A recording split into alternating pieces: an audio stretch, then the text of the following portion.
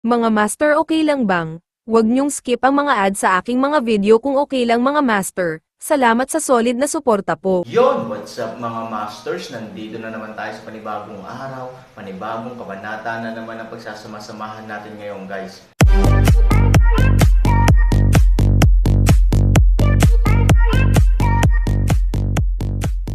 Bali mga masters, kung bago ka pa lang po sa aking YouTube channel, please click the subscribe button, lalong-lalo na po yung notification bell guys, para maging connected pa rin tayo sa isa't isa at maging updated kayo sa mga susunod ko pang video.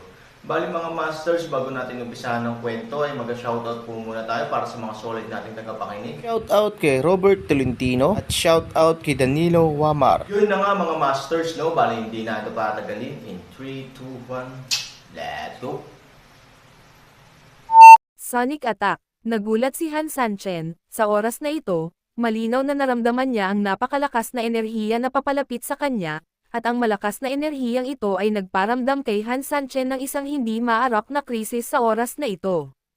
Umihip ang hangin at yumanig ang lupa.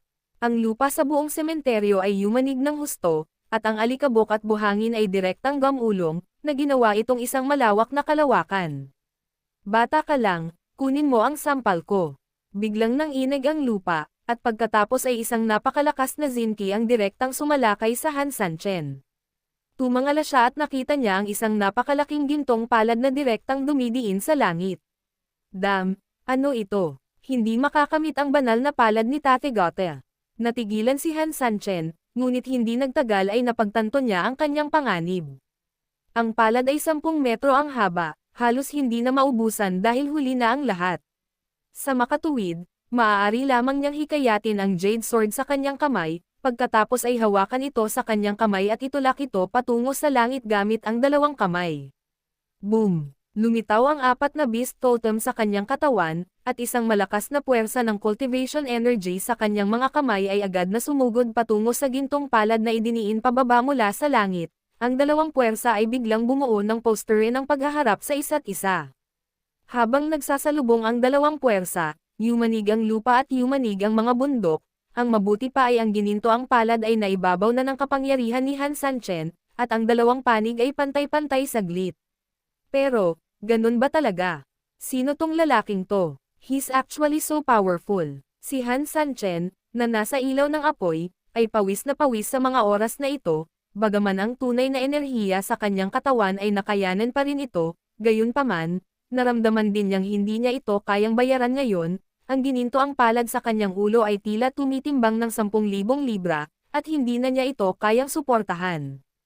Kung hindi lang malakas ang katawan niya at hindi lang masama ang lakas niya, baka tuluyan na siyang na-deform nitong malaking palad. Bumangon ka na, malamig siyang sumigaw, at direktang binuhay ni Han Sanchen ang higit pa sa totoong enerhiyang pumapasok sa Jade Sword para labanan ang makapangyarihang higanteng palad sa itaas. Ang liwanag na alon ay napakalaki na ang buong lupa ay napuno ng lumilipad na buhangin at mga bato, at ang kulay ng tuktok ng libingan ay nagbago din. Ito ay kawili-wili. Nang makitang aktwal na ginagamit ni Han Sanchen ang kanyang sariling lakas para direktang pindutin ang napakalakas na palad, hindi maiwasan ng pangalawang elder sa himpapawid na maging interesado. Ang palad ng makalangit na demonyong Diyos ay ang kanyang advanced na pamamaraan, masasabing invincible siya sa lugar na ito. Ang hakbang na ito ay sapat na upang agad na pumatay ng maraming tao, at ito ay itinuturing na napakalakas. Kung tutuusin, maraming tinatawag na mga master ng sekta ang namatay sa ilalim ng kanyang sariling mga kamay, ngayon lang niya nakita na si Han Sanchen ay may kakayahan at kayang makipaglaban sa maraming tao. Sa makatuwid, kapag siya ay kumilos, upang mabilis na manalo sa labanan, siya ay direktang hahampasin ng mas matindi. Pero hindi ko inaasahan na pilit na kakainin ng batang ito. Boy, sino ka? Ang pangalawang matanda ay medyo interesado na magkaroon ng ganoong paglilinang sa murang edad, kung tutuusin, baka hindi kasing galing sa kanya ang dating sarili niya sa murang edad. Wala sa iyong negosyo. Nagmura si Han Sanchen, at kasabay nito, pinaputok niya ang apoy ng langit sa kanyang kamay, habang nilalabanan ang higanteng palad, bigla din siyang inatake ng apoy sa langit. Ang langit na apoy ay pinakawalan mula sa kamay ni Han Sanchen, at nang lumipad ito sa himpapawid, naglabas ito ng napakalaking kulay asol na langit, bagamat mukhang napakaganda nito, Kasing lakas ito ng pangalawang matanda, sa oras na ito, bahagya siyang sumimangot, at hindi niya maiwasang gamitin ang totoong kapangyarihan para bigyan ako ng protective circle sa paligid ko. Haha, pambihira talaga ang apoy na ito. Lalo akong nagiging curious sa'yo, anong background nitong batang ta? Ang pangalawang elder ay sumimangot, at sa susunod na segundo ay iginuhit niya ang kanyang mga kamay sa hangin, at isang linya ng totoong enerhiya ang agad niyang iginuhit sa lugar, isang mahabang higanteng espada, transparent pero parang solid. Anak, sagutin mo ang tanong ko bago ka mamatay, malamig na sigaw ng pangalawang matanda, interesado talaga siya kay Han Sanchen, gusto niyang malaman kung sino pa sa mundo ang napakakapangyarihan na kaya niyang turuan ang isang binata kung paano gumawa ng ganoong gulo sa harap ko. Ang mga ganoong tao ay hindi maaaring mapanatili. Ang mundo ay pinangungunahan ng gubat, at ito ay totoo sa lahat ng dako. Upang maiwasan ang mga problema sa hinaharap, kapag pumatay ng isang tao, ang mga ugat ay madalas na nabubunot, walang ibang paraan, at walang may iwan doon. Anumang bagay ay maaaring mangyari sa malawak na mundong ito, kapag may lumabas na ganyang lalaki, baka mahuli siya ng iba, kung siya ay mas mahusay kaysa sa kanyang sarili, nangangahulugan ito na ang lahat ng kanyang paglilinang ay ibibigay sa iba. Sa makatuwid, hindi niya bibitawan ang anumang posibilidad, lalo na ang isang sumisikat na binata tulad ni Han Sanchen. Kung makapagtanong ka ng malinaw sa mga tao sa likod niya, natural na aalagaan mo rin ang mga tao sa likod niya. Sa ganitong paraan, hindi ka magkakaroon ng anumang mga problema sa hinaharap, ngunit maaari mo ring makuha ang paglilinang ng mga taong ito ng sabay-sabay, at ang iyong sariling pagpapabuti ay natural na magiging mas mabilis. Stop talking to me, mahinang sigaw ni Han Sanchen. Now, I can only fight to the death with this guy. I can't think too much, let alone try too many tricks, because once I fight too much, in my current state, there will be more loopholes. For such a master and my current cultivation level, a single vulnerability can be fatal. Sa makatuwid, si Han Sanchen ay parang tanga, direkta niyang ginamit ang sobrang lakas na pagsabog ng kanyang katawan para itulak ang tuktok ng kanyang ulo, ang kanyang mga kamay ay biglang nag-ipon, itinoon ang lahat ng kapangyarihan, kasama ang nakagagalit na enerhiya sa kanyang katawan, patungo sa pangalawang elder na sumabog sa kanya sa kalagitnaan ng hangin. Holy shit! Hinahanap mo si kamatayan. Nang makita si Han Sanchen na biglang gumawa ng ganoong pag-atake, hindi napigilan ng pangalawang elder na mabigla at magalit. Ang batas ay walang hangganan. Mahinang sigaw niya, nilagay ang espada sa dibdib niya, at may ibinulong sa bibig niya. Sa sumunod na sandali, biglang sumugod ang espada mula rito at lumipad patungo sa Han Sancheni. Boom! Isang napakalakas na pagsabog. Ang resulta ng napakalakas na pagsabog ay direktang nagpatamba sa mga tao ng 12-dosenang metro sa paligid, at maging ang lupa ay itinaas dahil sa pagsabog. Napaatras din ng ilang hakbang ang dalawa. Ang mga paa ni Han Sanchen ay lumubog din sa putik, at dalawang malalim at mahabang bangin ang dumulas sa kanyang harapan. Bagamat malakas ang kanyang mukha ay panay ang pagbagsak ng kanyang katawan. Ang pangalawang elder na ito sa himpapawid ay talagang mabangis, kahit sa ilalim ng kasalukuyang sitwasyon kung saan hindi maaaring gumamit ng sobrang tunay na kapangyarihan si Han Sanchen, siya ay napakalakas na hindi niya ito mapaglabanan, inipon na niya lahat ng lakas at lakas sa katawan niya, pero draw lang siya sa lalaking iyon, tsaka, although tied daw, in fact, may daha daw talaga siya. Ang kanyang mga laman loob ay nalaglag sa lakas, at ang dugo ay umaagos sa loob, sa ilalim ng kanyang mga paa, ang kanyang sapatos ay nabasag na, kung hindi siya nagngangalit at nagpumilit, baka matagal na siyang nag-collapse. Sa oras na ito, ang pangalawang elder sa mid-air ay lumipad din ng patiwarik ng ilang metro bago nag-aatubili na huminto. Bagamat hindi ito kasing lungkot ng Han Sanchen, diretsong kinuha ang dugo sa sulok ng kanyang bibig. After so many years, no one has ever allowed me to be hurt like this, you guy, actually hurt me like this in a one-on-one situation. Nakatingin kay Han Sanchen na nakatayo sa lupa, ang pangalawang elder ay napuno ng pananabik, sobrang gulat. Bagamat ang taong ito ay napakabata, at ang kanyang sariling antas ng paglilinang ay hindi nakikita, ang nakakatakot ay ang mga galaw na kanyang ginagawa ay napakadalisay sa kapangyarihan, at ang kanyang aura ay napakakaiba, sa kanyang Keitolusen, nararamdaman niya na ang kapangyarihang ito ay medyo katulad ng orihinal na kapangyarihan, na siyang pinagmumulan ng lahat ng kapangyarihan, o ang kapangyarihan mismo. Ang kapangyarihang ito ay higit na nangingibabaw kaysa sa iba pang nakagagalit na enerhiya. Sa pangkalahatan, mayroon lamang dalawang paraan upang makuha ang ganitong uri ng kapangyarihan. Maaaring ang tao ay naabot na ang rurok ng kanyang paglilinang at ang orihinal na kapangyarihan ay dahan-daang lumitaw, o ang tao ay nagmula sa ibang pinagmulan at nagkaroon ng ganoong kapangyarihan mula noon. Itong batang ito, ano bang meron sa kanya? Kawili-wili. Dahil ang batang ito ay hindi sa atin, kung maaari nating patayin ang batang ito at kainin ang kanyang kultibasyon, kung gayon ang sarili nating paglilinang ay malamang na ilang beses na higit sa iba. Kung iniisip ito, natural na imposible para sa kanya na pakawalan ang gayong perpektong biktima. Dahan-dahan niyang kinuha ang isang bagwa mirror mula sa kanyang mga braso, binuhusan ito ng lakas, at direktang hinampas si Han Sanchen. Gayunpaman, ang salamin ng bagwa ay lumipad lamang ng ilang 10 metro sa harap ng Han Sanchen bago lumipad sa hangin. Pagkatapos nito, ang salamin ng bagwa ay direktang naglabas ng gininto ang liwanag. Ito ang 8 diagram na salamin na nagnanakaw ng kaluluwa, na napakasama. Kanina, ito ay ginawa ng isang demonyo gamit ang masasamang bagay mula sa mundo. Maraming maling kaluluwa ang napasuko sa salamin na ito, na nagdulot ng matinding sama ng loob. Pagkatapos ito ay pinino sa pamamagitan ng mga lihim na pamamaraan, at sa wakas ay naging isang napakasamang sandata.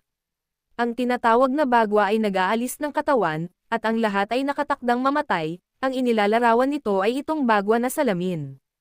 Using true energy to activate it, makakapaglabas ka ng hindi mabilang na sama ng loob sa salamin ng bagwa sa isang iglap. Pagdating ng panahon, ang napakasamang kapangyarihan ay aatake sa lahat ng mga kaaway. Siyempre alam ni Han Sanchen kung gaano kalakas ang puwersang ito, ngunit nang malapit na siyang kumilos, nalaman niyang ganap na hindi niya kayang kontrolin ang kanyang katawan. Ang kanyang mga pisikal na pinsala ay masyadong malubha, kahit na halos hindi na siya makalaban, magtatagal pa rin siya para makabawi at buffer. Ngunit ngayon, ang lahat ay palapit ng palapit, at ang gininto ang liwanag ay wala pang 10 metro ang layo mula sa Han Sanchen. Ang tanging magagawa na lang niya ngayon ay walang pag-aatubili na magbigay ng kaunting lakas para lumaban, walang ibang paraan, ito lang ang kaya niyang gawin. Ingat, gayunpaman, nang malapit na ang gininto ang liwanag sa Han Sanchen, isang apurahang sigaw ang dumating, at pagkatapos ay lumitaw ang isang itim na anino sa kanyang harapan. Boom! Nagkaroon ng malakas na ingay, at sa sandaling lumitaw ang itim na anino, perpektong nalabanan nito ang gintong liwanag na malapit ng magbuga. Pagkatapos ng malakas na ingay, ang itim na anino ay direktang tinamaan ng gintong liwanag, pagkatapos ay nahulog sa lupa, at sa wakas ay itinulak ng direkta sa lupa kalahating metro ang lalim ng enerhiya. Lumitaw din sa harap ni Han Sanchen ang isang malaking hugis baka na depresyon. Kakaibang baka, sa sandaling nakita niya ng malinaw ang itim na anino, si Han Sanchen ay ganap na natigilan at kinakabahang sinubukang hukayin siya palabas ng lupa. Hindi na kailangan, mapait na ngumiti si Wei Niu at sumenyas na hindi na kailangang magkaproblema si Han Sanchen. Anyway, sooner or later, he has to be buried. Now that he was bit to the ground, it's quite good. He saved a burial. Link. Mapait na ngumiti ang kakaibang baka, bagamat tila nagbibiro siya kay Han Sanchen, sa katunayan ay lubhang masama ang kanyang kalagayan. Hinarap niya ang mga pag-atake ng maraming mga master, na kumonsumo ng maraming enerhiya. Ngayon lang, noong nanunood siya ng pakikipaglaban ni Han Sanchen sa pangalawang matanda, pinagmamasdan niya ang sitwasyon sa langit habang nakikipaglaban.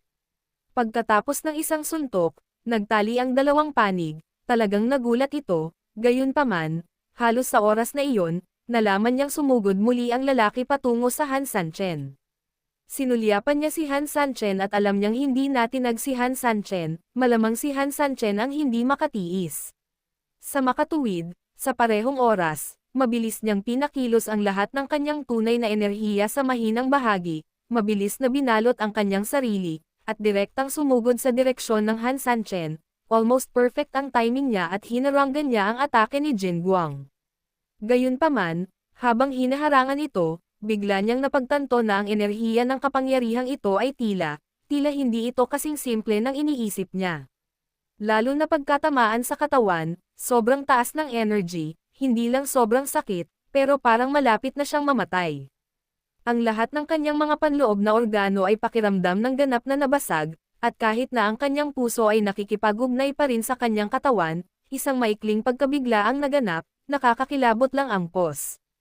Ang kakaibang baka na nahulog sa malaking depresyon ay naramdaman na ang kanyang katawan ay nawalan ng malay sa mga oras na ito, walang sakit, at siya ay nakadama ng kaunting kaganhawahan, ang dugong bumulwak mula sa kanyang lalamunan ay hindi mapigilan na direktang nagpakulay ng pula sa kanyang dibdib, balahibo.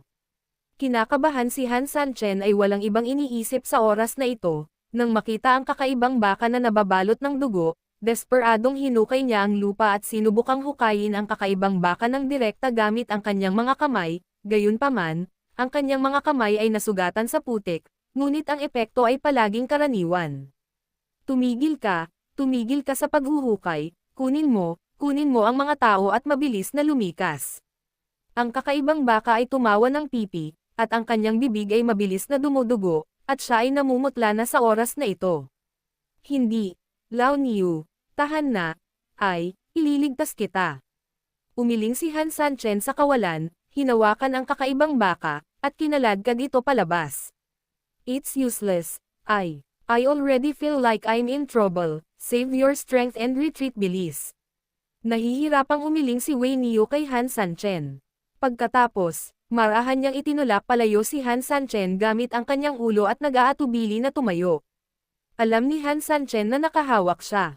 Gayunpaman, sinabi ni Wei Niu na halos gumaling na siya ngayon, at kaya niyang labanan ng ilang matatanda ng mag-isa. Gayunpaman, ang kanyang ginagawa ngayon ay ganap na desperado na iligtas ang kanyang sarili. Sabay-sabay natin sila. Pagkakita nito, nagngangot ang mga ngipin ni Han Sanchen. Ikaw, pero wala kang pakialam. Simula ngayon, mapait na ngumiti ang kakaibang baka. At pagkatapos, anuman ang anuman, lumingon siya at sinabi, maglinis tayo. Pagkasabi niyon, inatake ng kakaibang baka ang amo sa di kalayuan. Halos sa sandaling ito, pinapatay na naman ni Han Sanchen ang pangalawang elder. Marahil ito ay nakatakdang mamatay, kaya kahit na ang kakaibang baka ay malubhang nasugatan sa oras na ito ay sumasabog ng kamanghamanghang kapangyarihan, tulad ng isang kandila na nagnininga sa kanyang huling piraso ng wax, at muling sumugod si Han Sanchen at sabay na inilunsad ang pinakamalakas na atake, angal ng dragon. Biglang, sa langit, isang malakas na sigaw ang nagmula sa pangalawang matanda. Sa 70% ng kanyang lakas, hinarap niya ang hamon ni Han Sanchen at inilunsad ang kanyang pinakamahusay na pag-atake. Yun na nga mga masters, no? Bali panibagong kabanata na naman yung natapos natin ngayong gabi. Muli, maraming salamat po talaga sa walang sawang suporta po sa aking YouTube channel na talagang inaabangan nyo po ang bawat upload ko po. Bali mga masters, magkita-kita ulit po tayo bukas ng gabi at ngayon po ay magpapaalam po muna tayo. Bali mga masters, bye-bye!